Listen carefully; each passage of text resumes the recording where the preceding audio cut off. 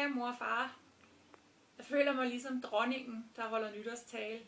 Men lige nu, der holder jeg bare et lille mindesnak til jer to, for at fejre jer, at I holder 50 års bryllupsdag i dag. Det er helt utroligt at tænke, at man kan være sammen i 50 år. Og det er jo ikke færdigt lige nu.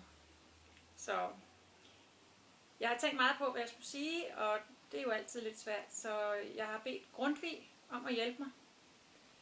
Og det går helt tilbage til 1855, at han skrev den her.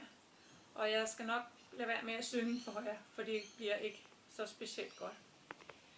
Jeg har siddet og tænkt meget over ordene på første og sidste vers.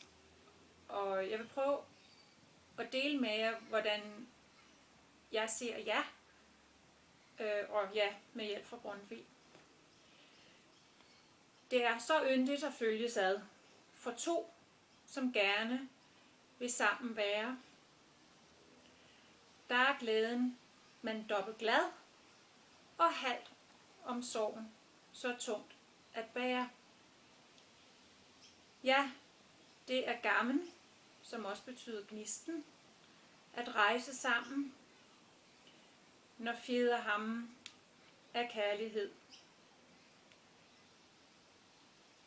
Hvert ægtepar, som med kærlighed, i Jesu navn holder bryllupsdag. Skønt, at i verden går op og ned, skal finde tidlig og finde silde. Det er dog gammen at sidde sammen, hvor arneflammen, som er gløden, er kærlighed. I to har en helt fantastisk kærlighed sammen.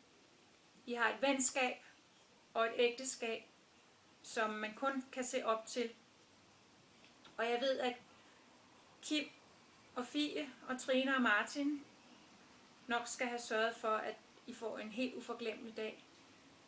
Men allervigtigst er det, at I to har hinanden, og det er derfor, I holder den her bryllupsdag.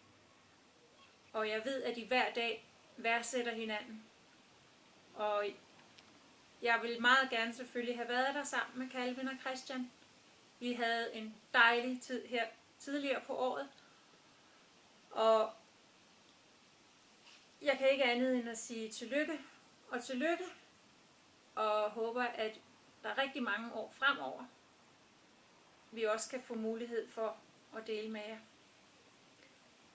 Rigtig hjerteligt tillykke og kæmpe knus og kram.